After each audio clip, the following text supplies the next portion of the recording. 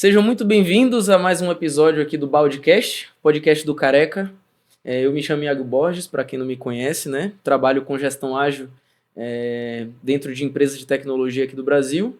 E no episódio de hoje eu chamei aqui o queridíssimo Aníbal, que é CEO da Focus Play, professor, palestrante, coach, facilitador de grupos, criador dos jogos Focus Play Group, Spark Cards, Lunar Tower, Go Minimal, Seven Bricks, Arte da Conversa, enfim, são muitas, né, um currículo gigantesco aqui para eu falar para vocês, mas a gente vai bater um papo hoje super leve sobre criatividade e produtividade nesse mundo de hoje. Seja muito bem-vindo, Aníbal. Eu que agradeço muito o convite. Para mim é sempre um prazer falar sobre criatividade e produtividade, que são dois temas que eu venho conversando há algum tempo aí, né? Inclusive acabei de fazer uma mentoria com uma pessoa em Portugal que era justamente sobre produtividade, né? E como ela poderia usar a criatividade para criar tempo para ela, porque a maior dificuldade dela era criar tempo para ela fazer uma série. Era um médico com uma série de demandas e ele precisava estudar para um exame para poder exercer o trabalho de medicina em Portugal, e foi usando a criatividade e algumas coisas que a gente sabe de produtividade, né?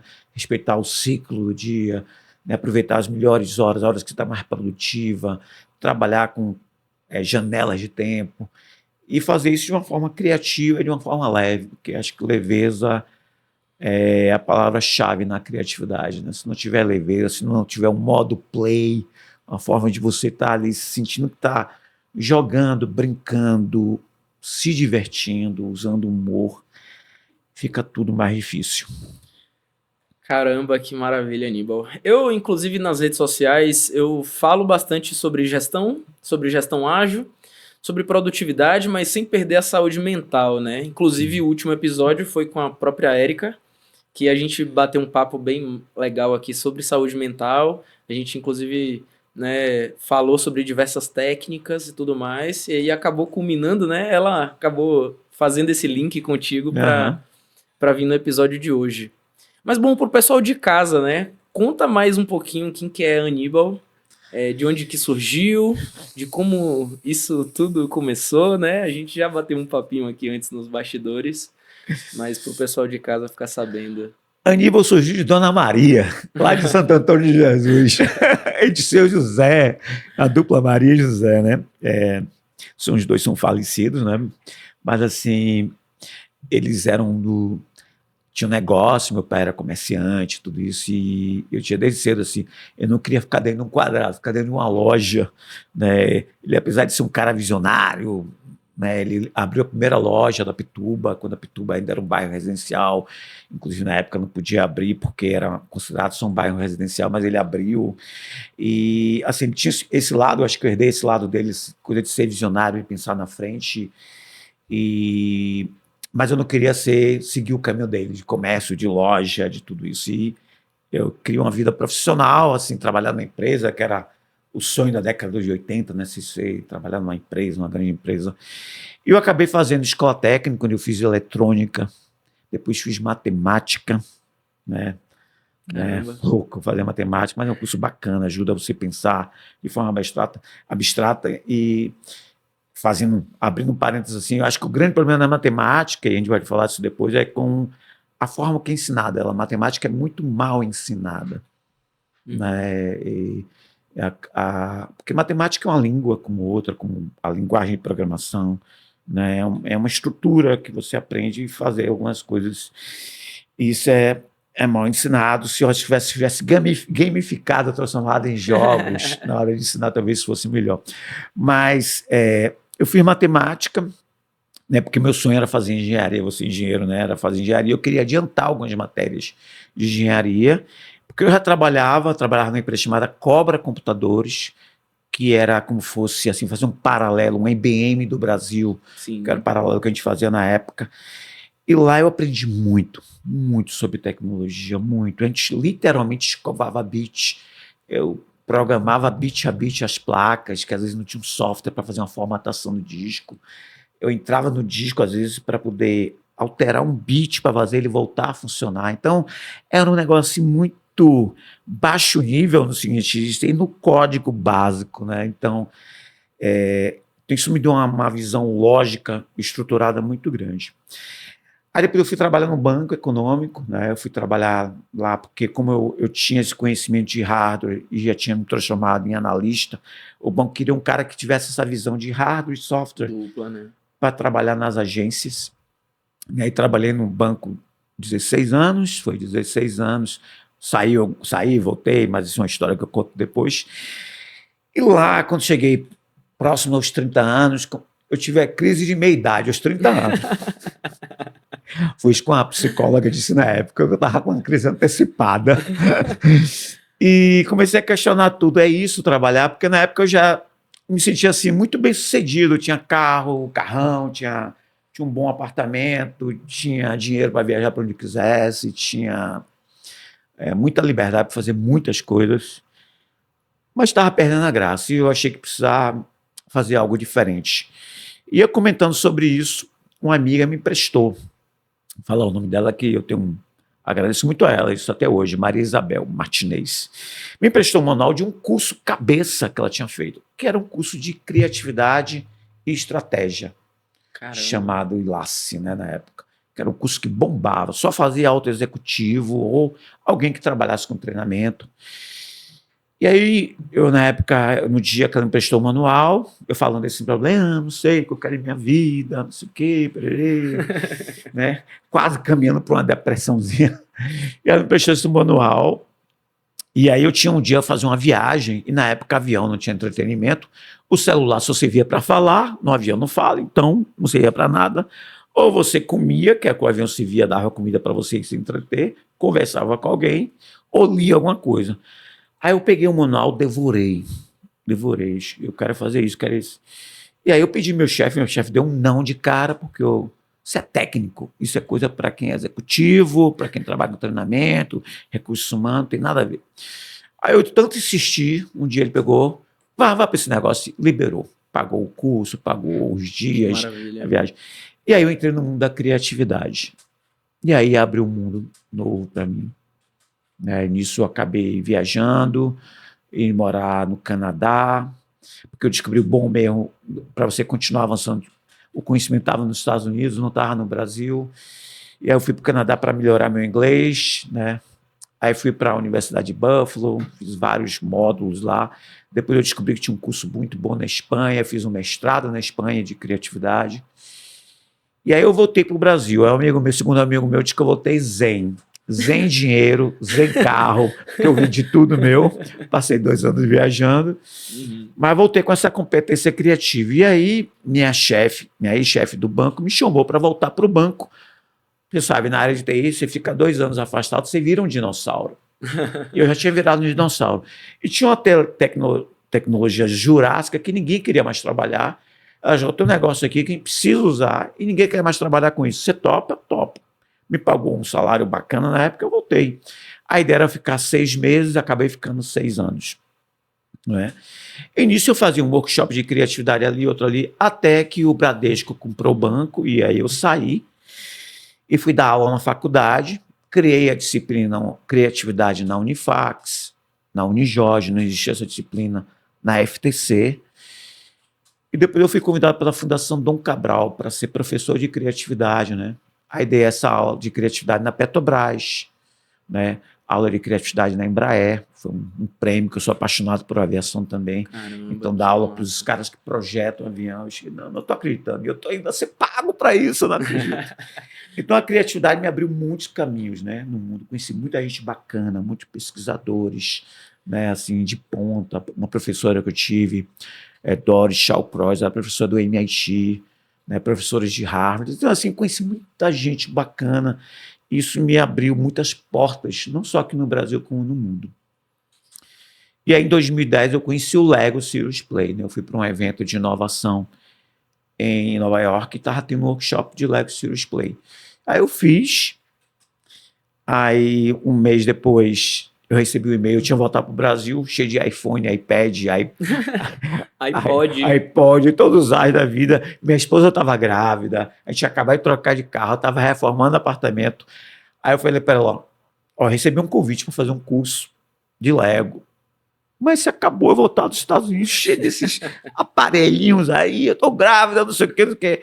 Aí ela falou, você é louco. Eu já estava para fechar a página da inscrição. Quando ela falou, você é louco, eu falei, agora eu vou. Isso chama que é louco, é porque eu estou no caminho certo. Aí eu fui. E isso abriu, mais uma vez, grandes portas para mim. Né? Eu fiz o maior evento de Lego do mundo, aqui no Tribunal de Justiça da Bahia, né, com mais de 3.000 pessoas. Foi um projeto fantástico, contratei 14 pessoas para trabalhar comigo. Foi um negócio... E virei, assim, um dos maiores especialistas de Lego Display do mundo. Né? Eu trouxe o método para o Brasil, isso abriu muitas portas. E depois disso, eu comecei a criar meus próprios jogos. Né? Hoje eu tenho 30 jogos criados, 12 lançados, tem 18 esperando a oportunidade para lançar, faltando um ajuste final, faltando alguma coisinha, mas tem 12 jogos lançados. É mais ou menos a minha trajetória aí. Caramba, só um pouquinho disso, né? Só um pouquinho disso. E você, mas assim, como você veio até de uma base de cálculo, de matemática e de exatas, isso também te influenciou bastante positivamente para esse lado da criatividade e produtividade, né? Sim, porque matemática, exatas, dá uma estrutura de pensamento, né? Dá um encadeamento lógico das ideias. Não estou dizendo que as pessoas que não tiverem isso não têm isso, mas você veio da engenharia, né? Isso é muito forte na gente. A gente tem uma forma de estruturar as coisas. E você pegar isso e pegar o lado criativo que eu sempre tive, desde criança. Eu inventei uma máquina a vapor com 6 anos, sem saber que existia, achava que eu era um grande inventor. Né? Na escola técnica eu desenvolvi um sistema de timer usando um defeito de uma peça. Então, assim, como eu tinha esse potencial criativo, eu precisava só arrumar isso. Quando eu juntei essas duas coisas, isso para mim deu uma potência muito grande. Então, quando eu ia dar aula para os engenheiros da Petrobras, eu entrava na sala e eles estavam assim, né, me olhando. Esse cara vai mandar eu abraçar a árvore, essas coisas. Aí eu chegava e falava, ó, criatividade é uma função. Aí botava um desenho de uma função matemática que depende de... Aí botava um K para dizer conhecimento, I de imaginação, né? A, que é de avaliação, né? Então, isso é criatividade. Você precisa ter esses 3 elementos muito bem claros. E aí tudo isso é levado à atitude. Aí depois eu colocava assim, criatividade é inversamente proporcional ao medo. Se você for uma pessoa muito medrosa, dificilmente você vai criar algo. Você pode ter boas ideias, mas você tem medo de falar. O que é que vão dizer de mim? Vão criticar, né? Então, aí quando eu terminar de falar isso, estavam eles todos, esse cara fala a minha língua. Ele não vai mandar eu abraçar a árvore. E aí, se eu mandasse abraçar a árvore no dia seguinte, eles abraçavam, abraçar um ou outro, que era o maior medo deles, né? Mas engenheiro, Petrobras, aquela coisa toda. Né? Na época, pelo menos, era assim, né? Então, isso ajudava muito. E ajudou muito a trabalhar com o pessoal da Embraer, pessoal da Airbus, que eu tive a oportunidade também. Né? Então, assim, o fato de eles saberem que você tem uma formação que vem uma coisa mais estruturada, não estou dizendo que as outras não sejam, mas que tem alguma relação com o que eles fazem, da matemática, né, da tecnologia. Te ajudou bastante, né? Eu projetei redes de computadores para o banco, né? Mexi lá com endereçamento IP, né, de uma forma bem, né, na mão mesmo. Hoje tem muita coisa automatizada. Né? Então, como o cara sabe que as pessoas sabem que você tem essa bagagem, eles sentem muito mais à vontade. E fica curioso, como é que o cara desse vai parar na criatividade? Né? E foi fantástico. Eu até estava lendo recentemente um artigo que falava da vantagem das pessoas serem aquela T-shaped, né, que é o profissional em T, né, que é aquela pessoa profundamente especializada na sua área, mas que também ela divaga por todas as outras áreas de pouquinho em pouquinho e vai se complementando, inclusive ajudando a essa especialidade que ela tem, né? Exatamente. Isso é crucial na inovação, crucial na criatividade. É você conhecer bem um tema, mas conhecer vários temas. E isso me ajuda muito, né, nessas coisas que eu faço, porque, por exemplo, o Luna Tower, que é um jogo que eu criei, né, eu peguei Isso aqui foi engraçado, a criação desse jogo, né? Uhum. Eu tinha um outro jogo que é o Fox Play, que é meu jogo premium, né? Que tem um tabuleiro que você passa para tomada de decisões estratégicas, para planejamento estratégico, para solução de problemas complexos. E quando eu criei esse jogo, eu não queria colocar essa peça nos kits de Legos que eu colocava, porque ela é um pouco espaçosa e tomava muito espaço no tabuleiro. Eu tirei. Só que o que acontece? Essa peça estava sobrando, eu estava lá em casa com 200, 300 peças dessas. Lego é caro pra caramba. Eu cheguei, não vou jogar isso fora, eu vou criar alguma coisa com isso. Aí, um sábado de tarde, minha esposa saiu com meus filhos para o shopping, e eu estava em casa, preciso fazer alguma coisa com essas peças. Aí coloquei na mesa, aí comecei a conectar uma com o outro. Rapaz, dá para fazer uma torre. Papá, tá. Mais uma torre, essa torre tem que suportar alguma coisa, uma estrutura. Aí o tempo, eu posso usar o tempo, quanto tempo a pessoa monta, dá para trabalhar solução criativa, ou seja, de que forma ele montar essa torre.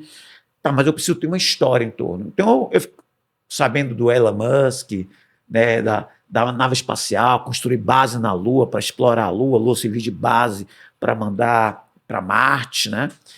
Aí eu peguei, ponguei nessa história, criei uma história em torno da torre. Isso virou um desafio. Massa. Né? E aí, não basta ter a peça, não basta ter o Lego, tem que ter uma narrativa em torno. E isso virou um produto.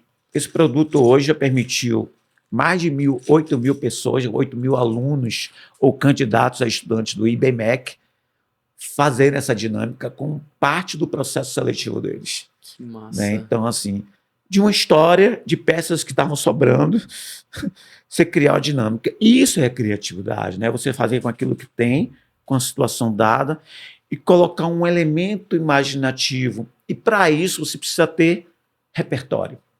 E aí que vem a forma do ter, né? Ser especialista em uma coisa e ter uma diversidade de conhecimentos.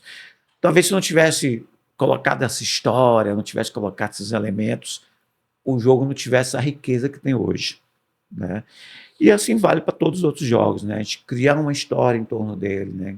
Que é a base do método do Lego, né? Se criar narrativas. Sim. Inclusive, eu fiz esse curso do Lego Serious Play aqui em Salvador. Foi. Eu acho que o nome do treinador era... Não lembro se era Lucas Freire. Você deve ter feito um workshop. Um workshop. Que a formação são 4 dias, é um negócio bem denso. Sim. Não, né? eu fiz o workshopzinho, foi ali no Itaigara, inclusive, numa estrutura ali de containers que tinha. Eu lembro disso aí. Então, eu fiz nessa época, um pouco antes da pandemia até. Eu trouxe o Lego do Serviço para o Brasil em 2010 e comecei a formar novos facilitadores em 2016. É um treinamento bem robusto, um treinamento bem denso, né? E muito bacana, permite você fazer várias coisas, né? O Lego, na realidade, é uma plataforma, né?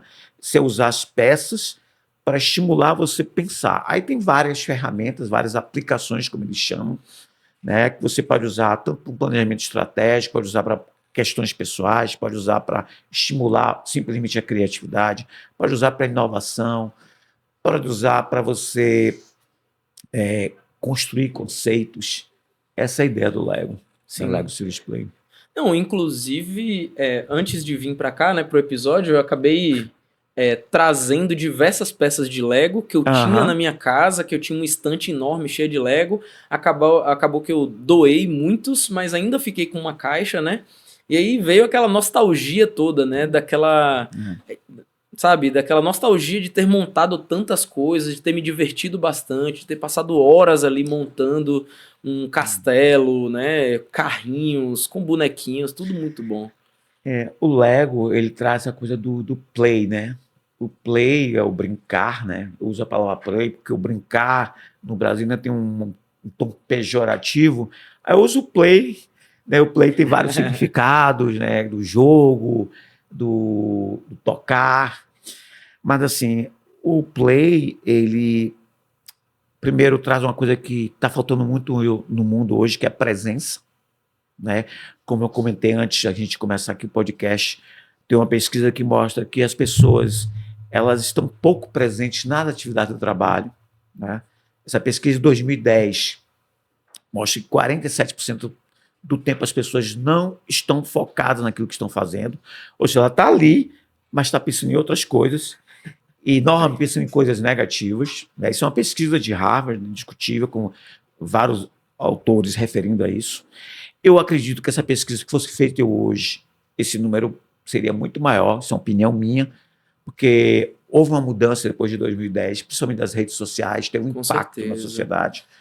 Eu acredito que esse número hoje esteja em torno de 80%, ou talvez um pouco mais. Já vi algumas pessoas falando em 93%. Né?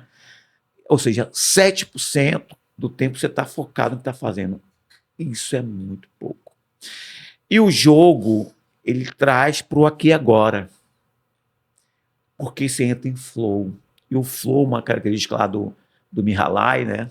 Ou do Mihaly Csikszentmihalyi, é que quando você tem um objetivo claro, quando você tem um contexto bem definido, você consegue trabalhar e está focado na atividade, aí você entra no processo do flow, que é um equilíbrio entre o estado de ansiedade e tédio.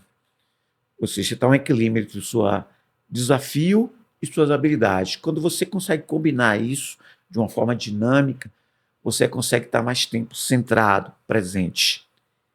E esse é o desafio que os jogos trazem, né, de você trazer isso para o estado de presença, que hoje é uma questão fundamental, né, principalmente com foco de produtividade. Sim. Né, porque hoje existe muito presenteísmo, que é o quê?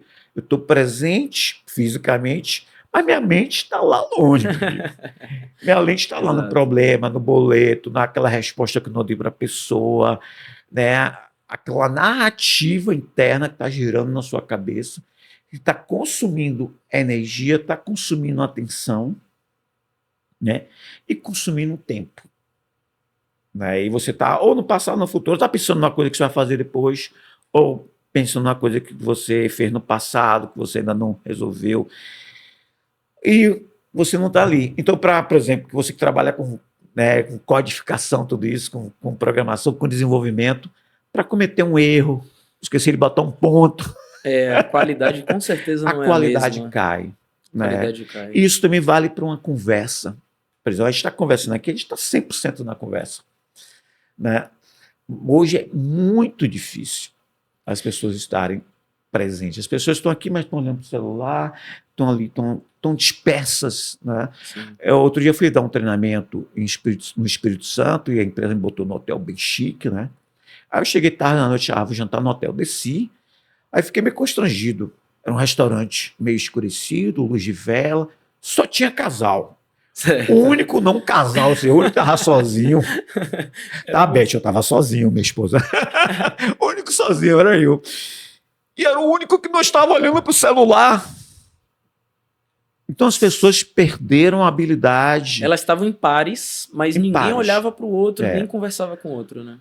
Isso me deu a ideia de criar um programa chamado A Arte da Conversa, que é um jogo para ensinar as pessoas a voltarem a conversar.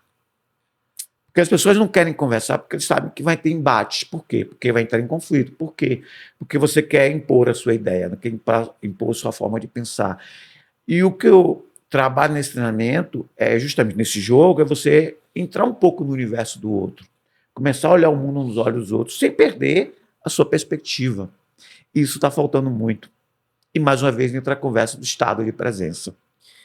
Eu até separei uma perguntinha aqui para você, que é em relação a jogos online e jogos físicos. Porque até o momento, né, a gente só falou dos jogos físicos e eu acho que eles têm um propósito de serem físicos, né? De reunir as pessoas para poder discutir presencialmente, focados no objetivo do jogo, né? Sim.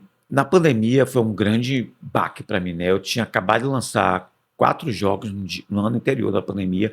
Esses jogos estavam num processo de várias turmas, estava num ritmo acelerado. Aí veio a pandemia, jogou um banho, um balde d'água no meu projeto. Inclusive, eu estava em Portugal quando foram suspensos todos os voos. Fiquei preso lá. Caramba. Paguei uma fortuna para voltar, porque as companhias aéreas aproveitaram. Só tinha um voo que liberaram. Bom, e aí, o que fazer? Todo o meu negócio estava em cima de jogos de tabuleiro, jogos de presença, estarem presentes na sala, ou seja, presenciais. E eu tive que adaptar para online. Então eu peguei meu jogo Go Mínimo, que era um jogo de perguntas, né? Esse jogo aqui, né? Que são 42 perguntas para tirar as ideias do papel, né? Que são cartas. Então isso é o jogo que eu senti mais facilidade para converter para online. E aí voltou meu lado de TI, que eu não encontrava ninguém para fazer isso. Aí eu fui tirar as teias de aranha do meu conhecimento de TI e eu mesmo, em uma semana, converti esse jogo em online. Eu botei no online e abri turmas de treinamento para esse jogo. E na época foi um sucesso, que as pessoas estavam loucas por ferramentas online para aplicar nos seus clientes. E estavam entediadas, né? Entediados. Os coaches, os mentores, as pessoas que trabalhavam com produtividade, queriam ter uma ferramenta para poder envolver as pessoas, para fazer o projeto, pegar um projeto que está parado, vamos olhar o escopo desse projeto, o que é que dá para começar agora, o que é que a gente já tem. Então, são 42 perguntas que ajudam a estruturar o pensamento para você começar a entrar em ação. Sim. Então, eu coloquei esse jogo, depois, com a ajuda de um cara de desenvolvimento, eu peguei um outro jogo, que é o Spark Cards, que são palavras, né, que ajudam você criar uma narrativa, você estruturar a sua ideia, você transformar isso aqui em uma estrutura de visão, estratégia, tática, e você desdobrar isso em ação. Aí eu contratei uma pessoa, porque era mais complexo, para ele fazer também o jogo online. E foi ótimo, porque eu fiz várias turmas com isso aqui. Até hoje as pessoas estão utilizando online. Então, o online é um recurso que a gente não pode abrir mão, né, hoje. Tem um Visual Tricks também, que é esse jogo que usa imagens, também que as pessoas também estão online. Então, online hoje não é a mesma coisa. Nunca vai ser a mesma coisa que o presencial, porque o presencial são várias nuances, né? A sua postura, por exemplo, como é que você está na mesa? Muda, diz muito. Como é que está o nível de engajamento, né? A presença, o estado de presença da pessoa, se a pessoa está mais animada, está menos animada. Então, no online, apesar de você poder captar muita coisa, você perde um pouco disso. Mas é um atributo muito importante hoje para as empresas que estão trabalhando com pessoas remotas. Exato, como eu mesmo. Sim. Então, hoje eu faço palestras online, eu aplico esses jogos online. Às vezes eu estou com uma empresa que está com um projeto, tem pessoas distribuídas pelo Brasil e pelo mundo, eu preciso agilizar esse projeto, aí eu faço uma pequena palestra e eu aplico esse jogo, por exemplo, o Go Minimal, para poder agilizar o projeto, fazer com que ele aconteça mais rápido, fazer com que a gente encontre os pontos que está travando para a execução dele. Então, é uma forma de fazer isso online. Então, assim, hoje eu trabalho com os dois momentos, dois modelos, tanto online como presencial, né? Então, é uma oportunidade para que as pessoas, de forma remota, possam trabalhar e ter resultados. Sim. Desde a pandemia, eu passei a utilizar aquele quadro branco do Miro, sabe? O quadro infinito do Miro, que é realmente uma ferramenta fantástica. Sim. Que abre portas para a gente brincar com várias coisas, né? Inclusive pegar imagens, PDFs e fazer um jogo lá dentro, né? Sim. Mais recentemente, eu acabei usando o Gartic, que é um joguinho de desenho com mouse mesmo, colaborativo entre as pessoas, parecido com imagem e ação. E eu passei a fazer isso toda semana com times lá do banco e acabou que a galera se entrosou muito mais no dia a dia, sabe? A gente tinha um momento de 30 minutinhos na sexta-feira dedicado e patrocinado pelos nossos líderes para que isso interferisse no nosso dia a dia. E aí foi muito bacana o resultado. É interessante porque eu faço parte de uma empresa lá, né, como colaborador, né, de uma empresa lá do Rio Grande do Sul, que trabalha com inovação. Faço parte do time. Não sou funcionário dele, mas eles me chamam direto, sou parceiro deles. Sim. Chama Unlab, né? E eles trabalham muito com a inovação. E eles me chamam volta e meia para fazer palestras. E o custo de me levar para lá é muito caro, então eles fazem online. E uma das coisas que mais chama a atenção deles é que eu uso que agora vai sair do ar, né? O Google Jam. O Jamboard, Jamboard, né? Vai sair do ar. Vai sair do ar. Infelizmente. E minha palestra, eu não uso slide. Aliás, eu tirei slides das minhas aulas desde 2016. Eu dava aula na pós-graduação. E quando eu fui lá para a Embraer dar aula, eu falei, pessoal, aqui tem 200 slides, mas eu não gosto disso. Se vocês quiserem, eu até uso e mostro para vocês que eu preparei a aula. Eu gosto de fazer aula assim, vocês vão trazendo e eu vou trabalhando cada contexto, né? É na improvisação treinada, ensaiada, entendeu? E assim, é o que vocês trazem, aí eu faço todo o contexto e apresento o conteúdo. E esse formato, assim, eu fui super bem avaliado onde eu apresentei esse formato.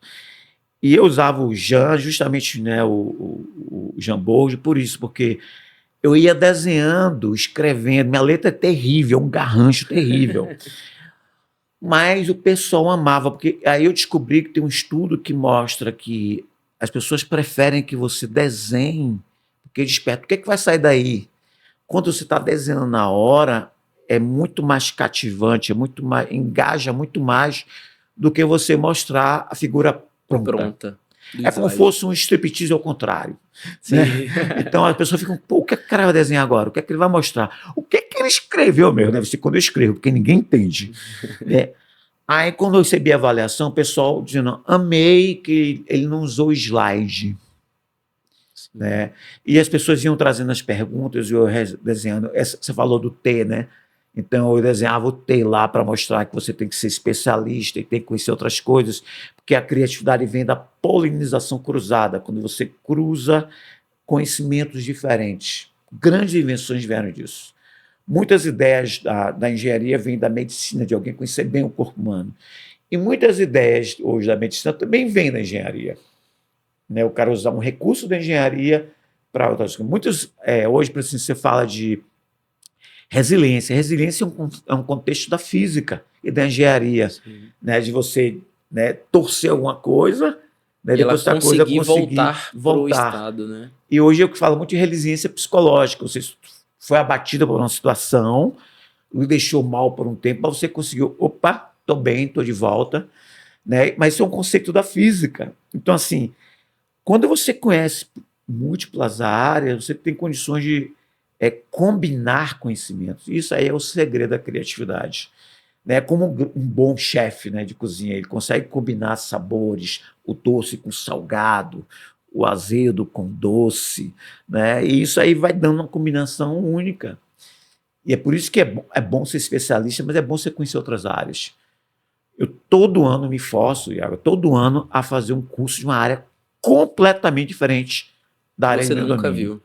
Por isso que eu estudo aviação. Eu não quero ser piloto, não quero ter avião, não quero montar uma companhia aérea, porque mas eu adoro estudar aviação, conhecer a tecnologia, conhecer como é os processos, porque ali me dá uma visão de quase todos os negócios. Ali tem marketing, ali tem logística, ali tem atendimento, ali tem sistema, ali tem uma tecnologia super apurada. Então, assim, e outras coisas. Eu estou aprendendo a tocar handpan, que é um instrumento que parece um disco voador, né? Depois, se puder botar na edição, que é um handpan, até posso mostrar, é um instrumento fantástico, né? Nossa, esse eu nunca vi. Então, isso... E quando você aprende música, quando você está tocando alguma coisa, você está estimulando todo o seu cérebro.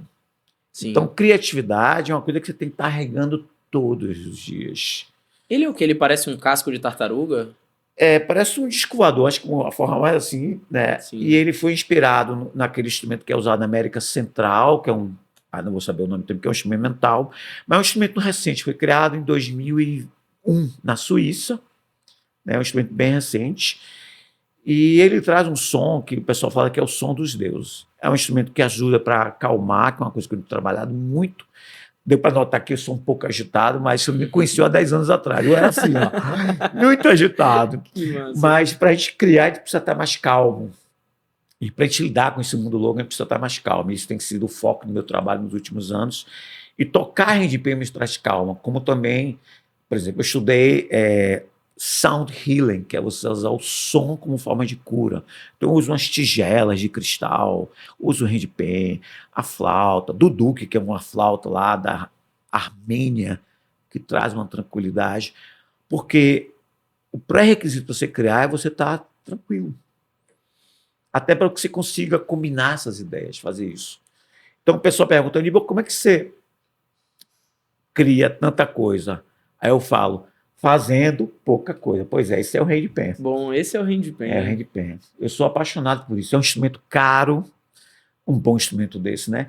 Eu comprei um antes da pandemia, parece que eu estava adivinhando que ia ter pandemia. Chegou um mês antes, depois veio a pandemia. Isso me salvou na pandemia, né? E depois eu comentei um novo que custou uma fortuna. Eu não digo o valor, porque se minha esposa souber, ela me joga da janela.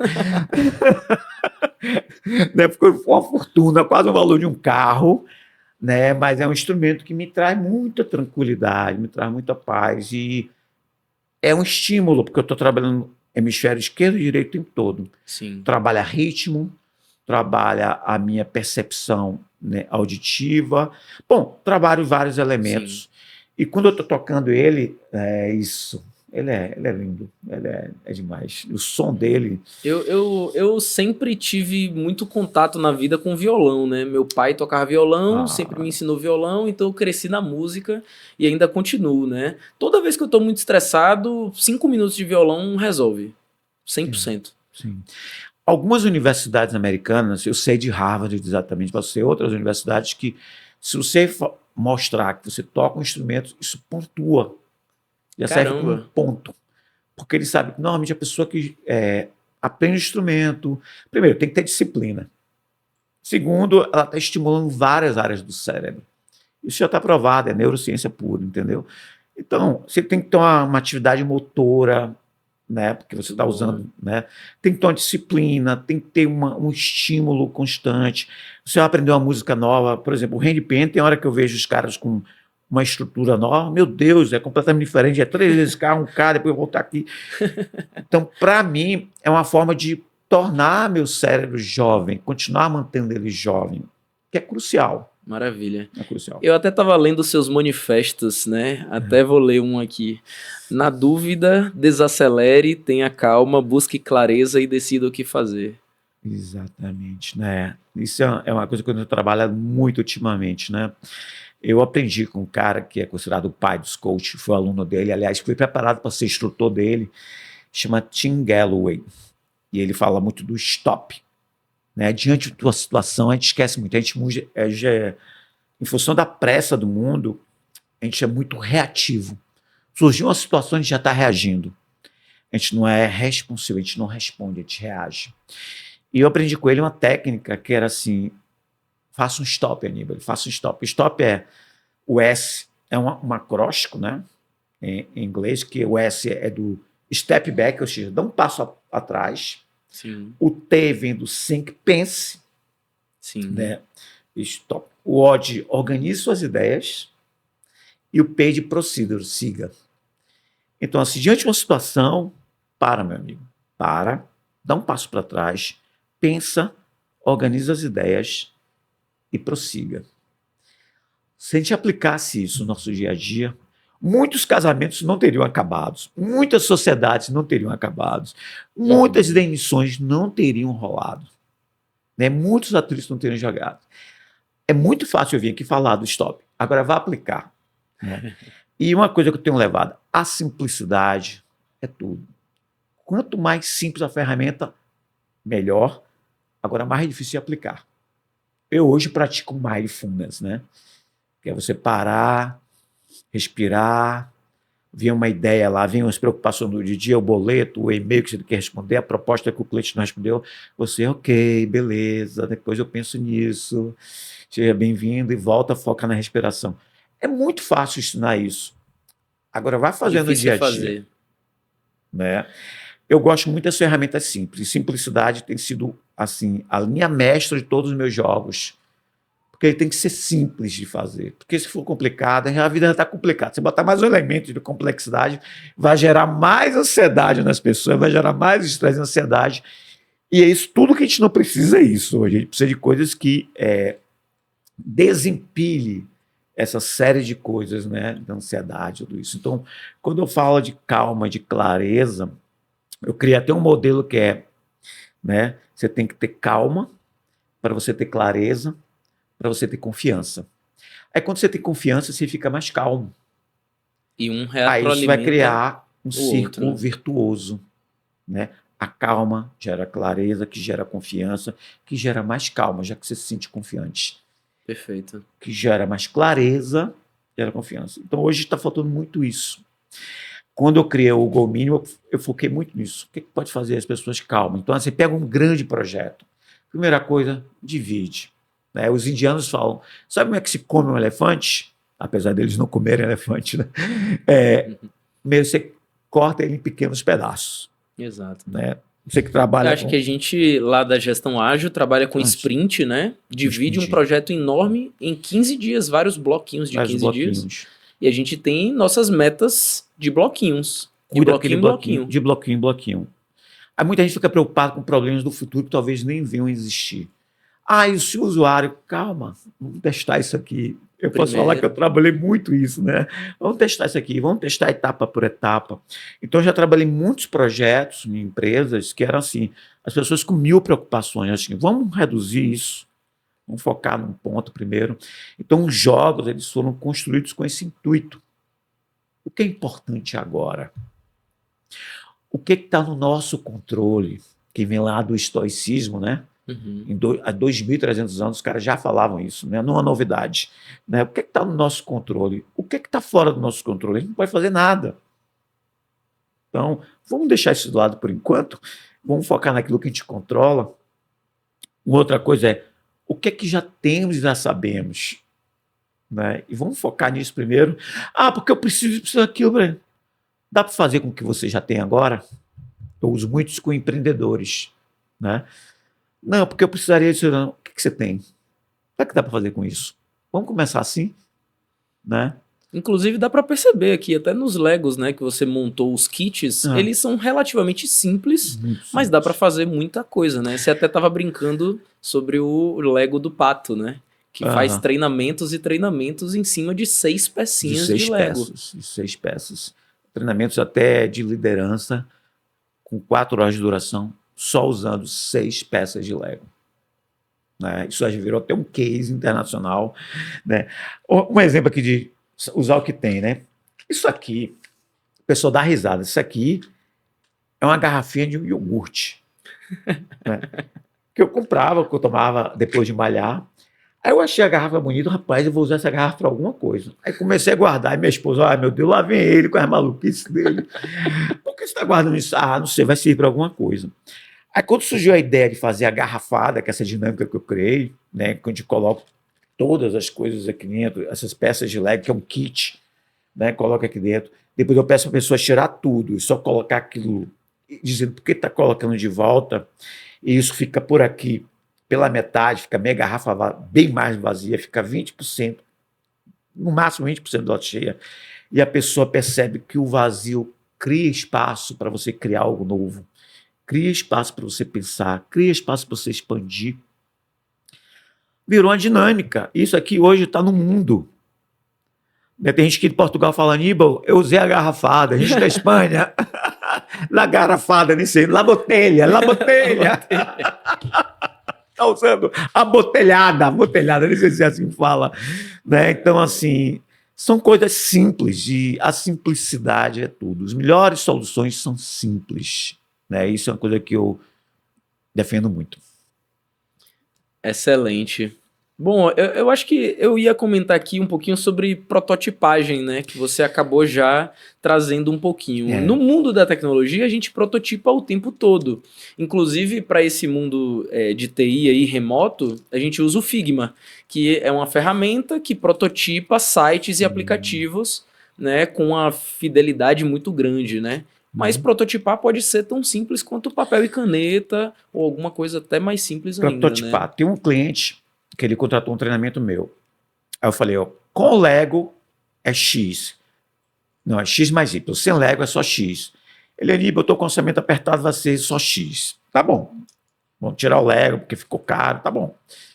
Eu usei os objetos que as pessoas... Aí eu cheguei, pedi para as mulheres, tirem tudo que você tem na bolsa. Claro que você se sinta à vontade de mostrar. Homens, o que você tem na carteira, o que você tem no bolso. A gente vai prototipar ideias usando os elementos que a gente tem na sala disponível. Então, a gente pode prototipar com qualquer coisa, com cartolina, com massinha de modelar, argila, pedra, já prototipei com pedra, com osso, né? Com o que você encontrar.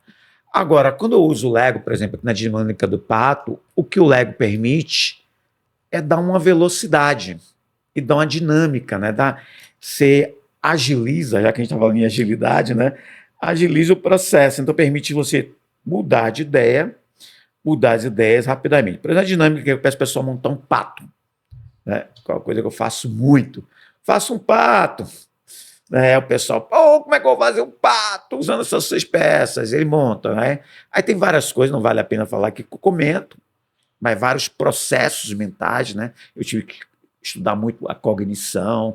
Não sou psicólogo, mas tive que estudar tudo isso. Então, eu até quase já te perguntei sobre isso, né? Não sou psicólogo, mas tive que estudar muito cognição, como é que funciona a neurociência, estudar como funciona o cérebro. Fez parte do meu mestrado estudar isso, né? E também eu gosto de estudar isso, entender como é que funciona, né? Todas essas coisas todas. Então, aqui, e na minha formação de Lego, eu fiz 7 formações para virar instrutor de Lego. Eu tive que estudar muito isso, né? Porque o Lego é muito baseado em neurociência, muito baseado no funcionamento do cérebro, na lógica do uso das mãos, no construtivismo e no construcionismo, né? Que são coisas distintas. Então, assim, isso aqui é um protótipo de um pato.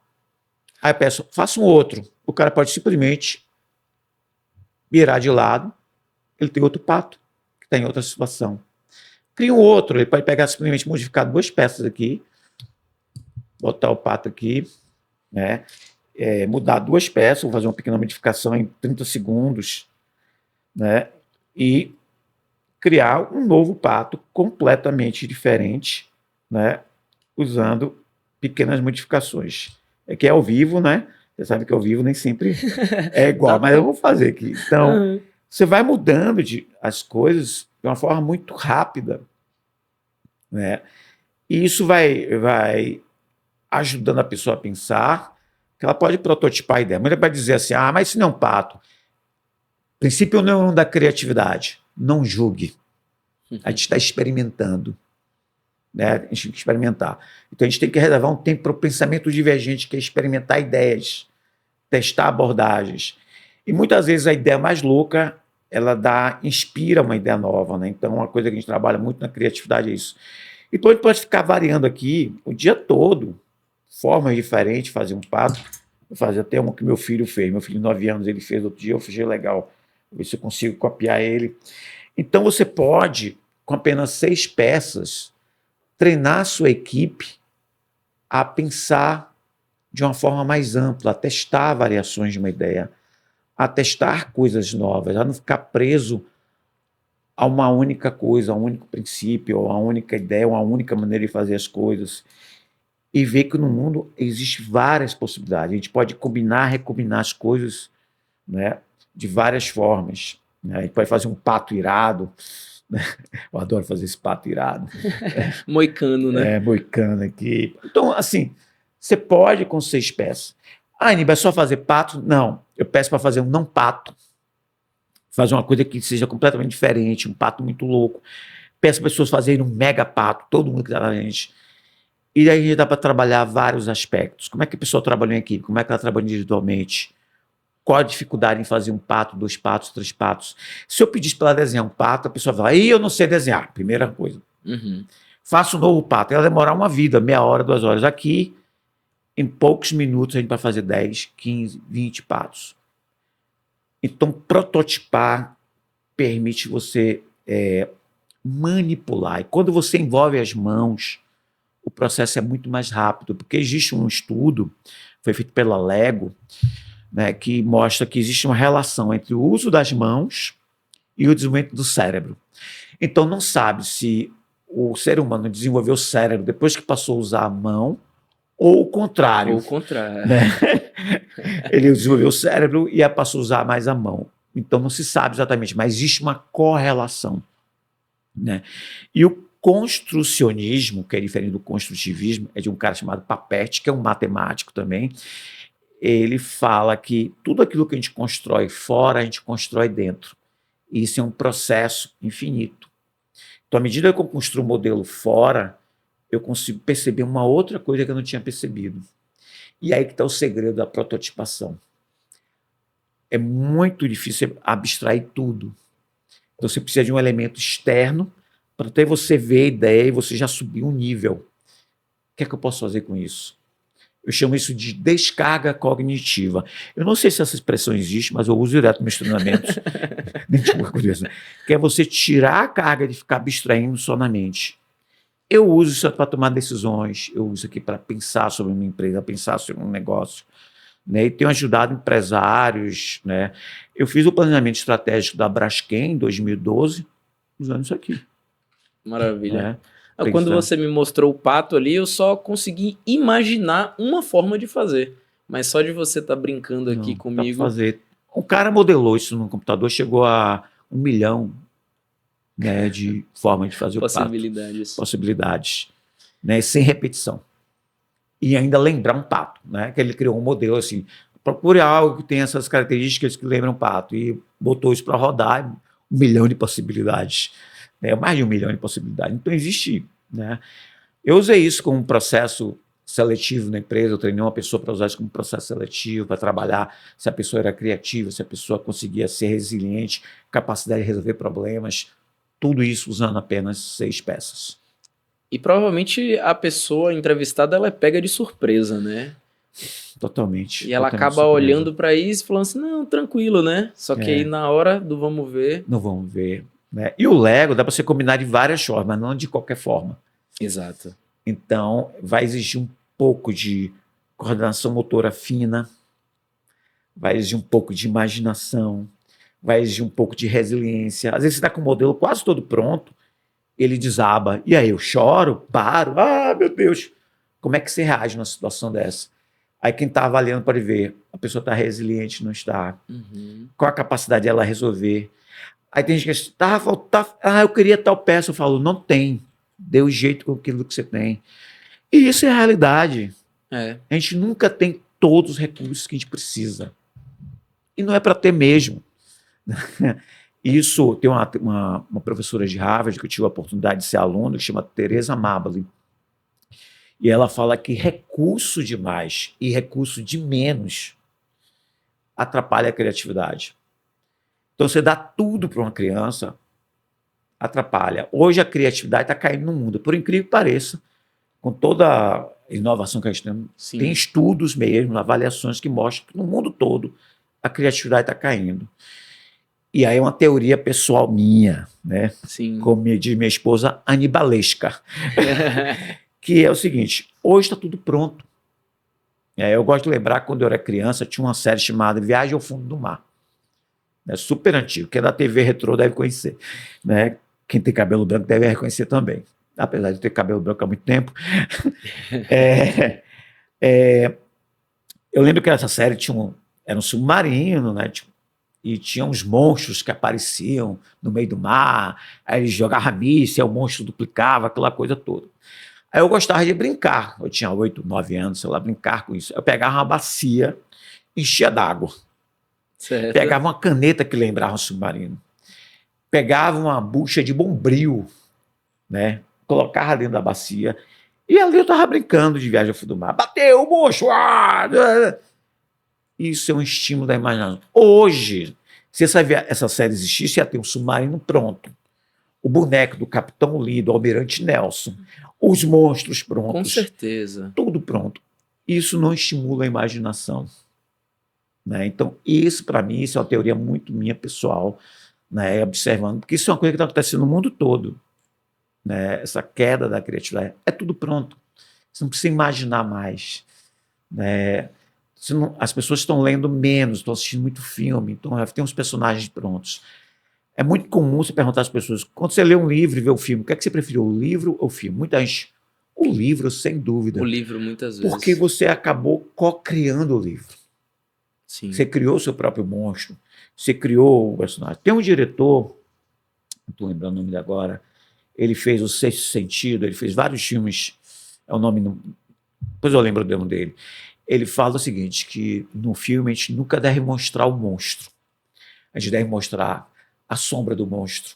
A gente deve mostrar uma imagem assim rápida do monstro, a ponta dele.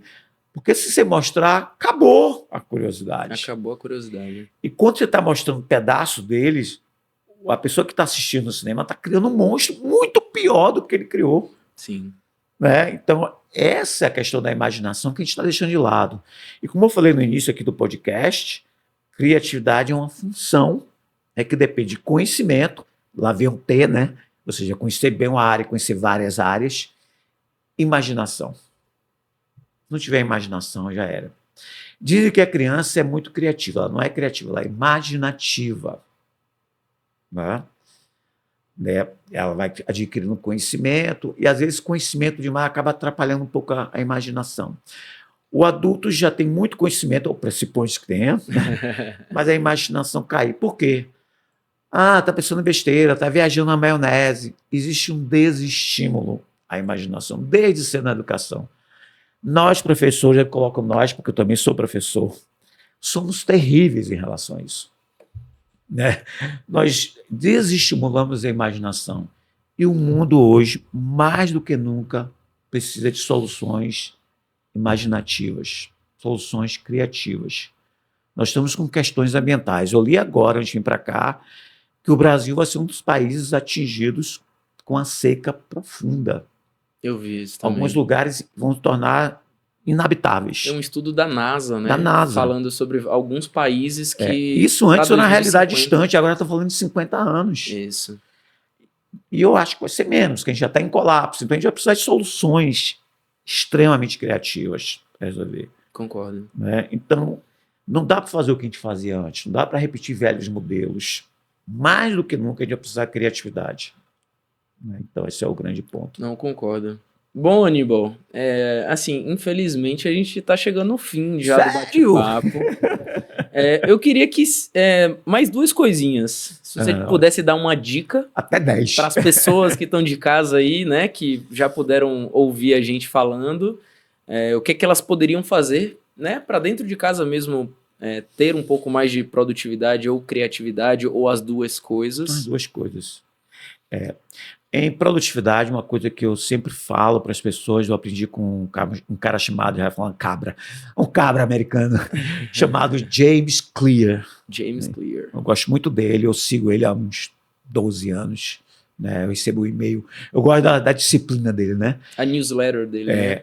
Eu sei que é quinta-feira, e eu sei que é 1h da tarde, porque é quando chega o e-mail dele. Há 12 anos chega esse e-mail dele, quinta-feira, 1h da tarde. E uma coisa interessante que eu ensino muito a meus clientes que fazem mentoria comigo de produtividade é a questão da disciplina e você empilhar hábitos. Então, alguns clientes procuram, eu estou querendo estudar, mas não consigo, estou querendo meditar e não consigo, estou querendo ser mais produtivo. Né? Eu sempre peço para ele amarrar um hábito existente, que já tem para ele, escovar dente de manhã, certo. Ou antes de dormir. Você amarrar um hábito novo ali, porque são atividades já fixas. Né? Eu vou contar um exemplo meu. Eu queria voltar a fazer atividade física. Há 12 anos atrás, há 6 anos atrás, eu pesava 15 quilos a mais que eu peso hoje. Caramba. Eu tinha uma barriguinha que vinha aqui. Eu tinha que botar a cadeira mais distante. Tem que falar no microfone aqui. E eu estava parado muito tempo, uma série de atividades, viagens, tudo isso. E aí meu filho estava na escola e eu tinha que pegar meu filho 6h30. Ele passava o dia todo na escola 6h30. E aí, inspirado no James Clear, isso aqui eu tenho que fazer todo dia 6h30 da tarde. Então ele faz sair, mora perto, né? A gente sai 6h25 de casa, para chegar 8h16, 18h30 na escola, eu vou sair 6h10. Aí eu caminho 15 minutos numa praça próxima à escola do meu filho. Perfeito. E eu comecei pequeno, 15 minutos. Aí coleira, um hábito existente com um hábito novo, né? Aí passei 6 horas, 25 minutos, 15 para 6, 45 minutos. Quando eu vi, eu estava caminhando 1 hora por dia. Maravilha. Aí depois entrei numa academia. Então, assim, se colocar um hábito já existente, anexar um novo. Isso aqui para a produtividade é fantástico.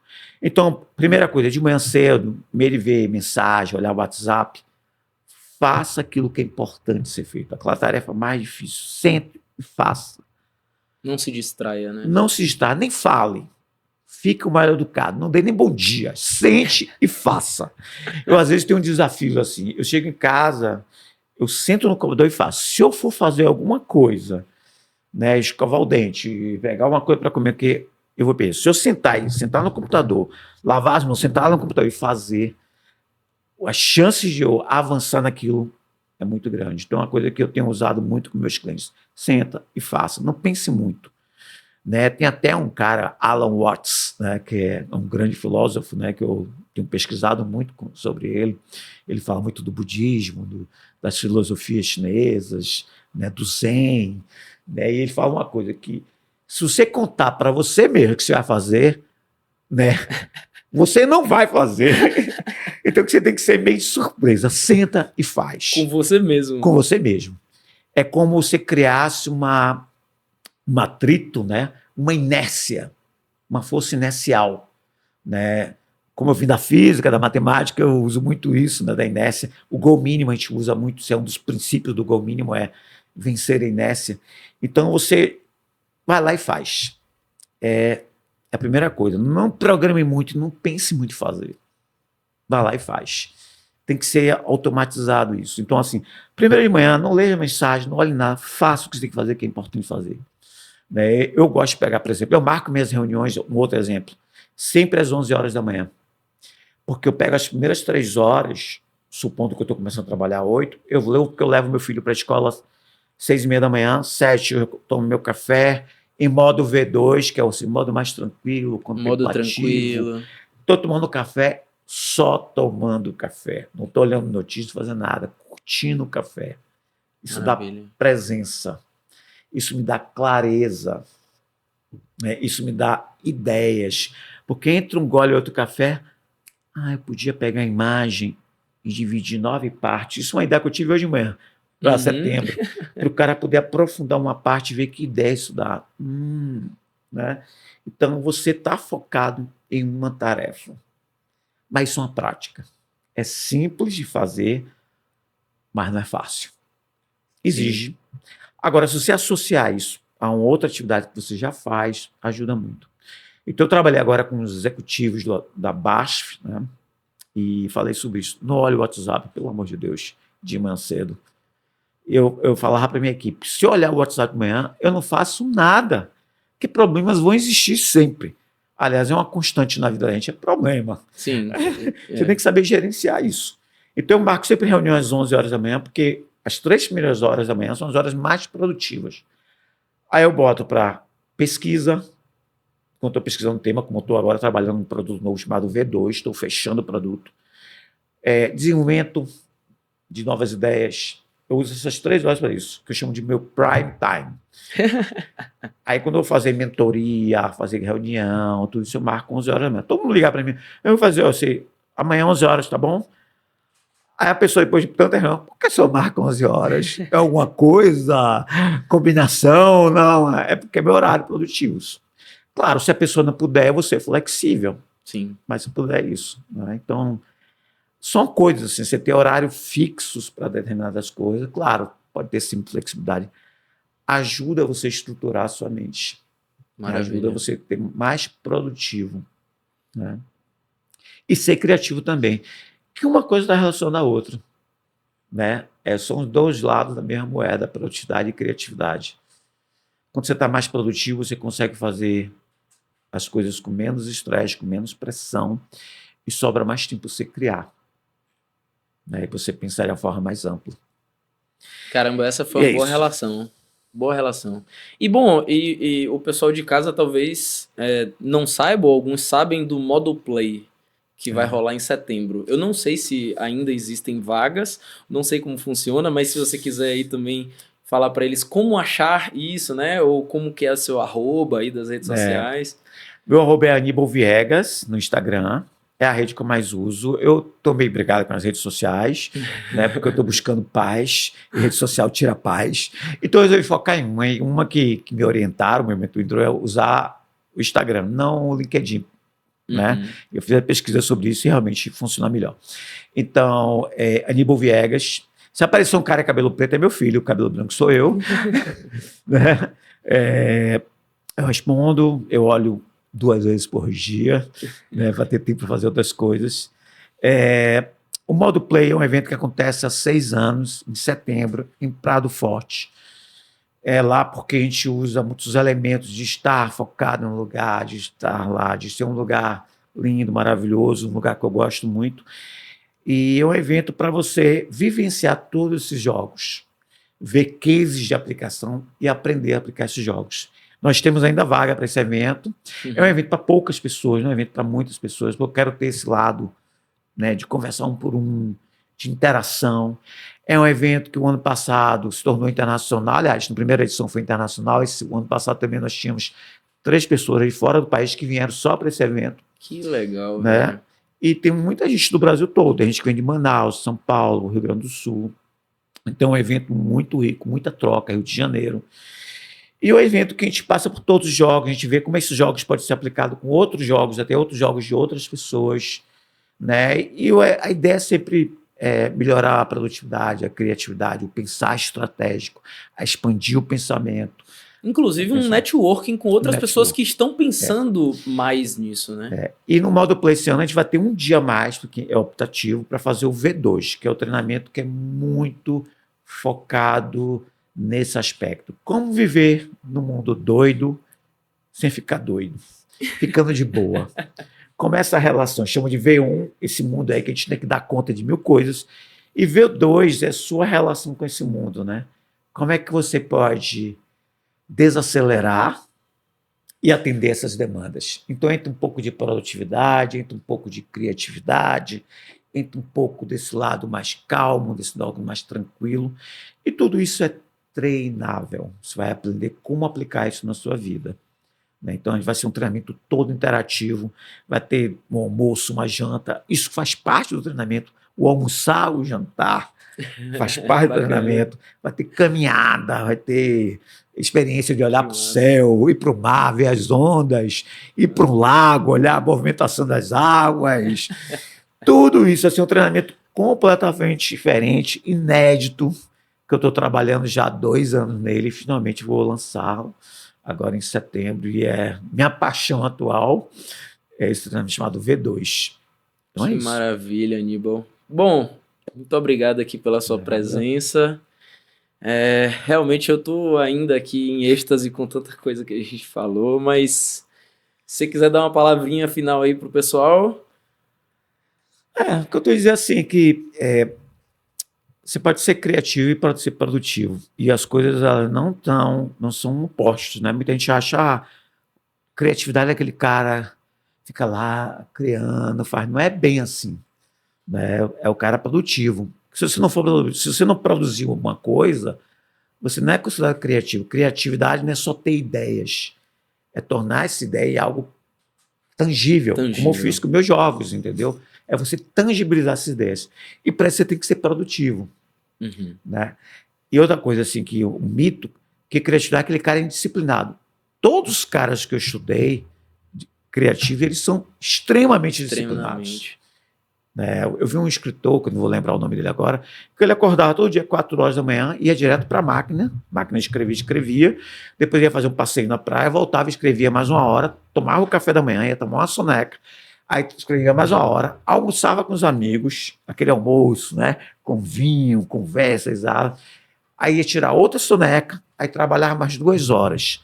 Caramba. Ele não esperava ficar inspirado para escrever. Ele escrevia para a inspiração vir. E eu usei isso quando eu estava escrevendo minha dissertação de mestrado. Eu sentava, às vezes, no computador, sem saber o que escrever. E começava a escrever. Eu estou aqui, você sabe o que eu vou escrever, pererê, e o processo criativo. Daqui a pouco engajava, já estava escrevendo. Então, assim, comece.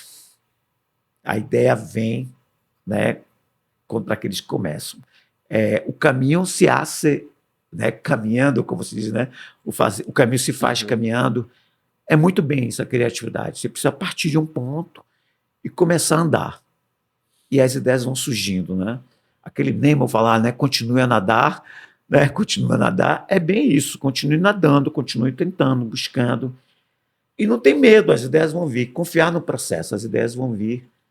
Mas você precisa sair, às vezes, né, de onde você está. O De Bono, que é um cara que eu estudei muito, ele falava, a gente tem que escapar do lugar que a gente está. Até mudar de lugar, às vezes. Se está em outro lugar, você tira desancora uma série de coisas que podem estar paralisando você. Até você, já fui várias vezes, fui para o mato para ter novas ideias. Ficar 5 dias no mato, num lugar bem isolado, porque essa mudança de ambiente já estimulava. Né? A gente tem que voltar a dar atenção aos nossos sentidos, o tato. Né? Desconectar um pouco, é menos tote, mais tote. Sair um pouco da pele e conectar mais na gente, na natureza, para ter boas ideias, né? E se inspirar. Maravilha. Essa é a grande ideia. Maravilha, Aníbal. Muito obrigado mais uma vez. Pessoal, obrigado pela sua audiência e até o próximo episódio. Grande abraço. Um abraço.